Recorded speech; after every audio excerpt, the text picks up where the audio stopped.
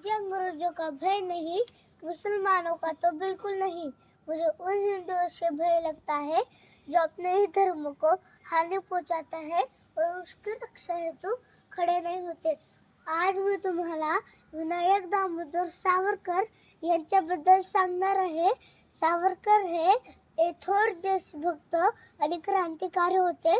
सावरकरांचा जन्म 28 मेला नाशिकच्या बुगुर गावी झाला। अभिनव भारत ही क्रांतिकारी संघटना सावरकरांनी स्थापन केली। राजाराम रानडे यांनी सावरकरांना स्वातंत्र्यवीर ही पदवी दिली। अंदमानच्या काळापाळीच्या शिक्षेत विट्यांच्या तुकड्यांनी हजारो देशभक्तीवर कविता लिहिल्या। सावरकरांनी परदेशात जाऊन कायद्याचे शिक्षण घेतले।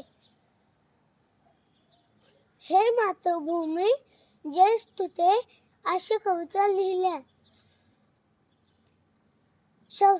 शौर्य सर्वत्र जयते हे त्यांचे ब्रीदवाक्य होते।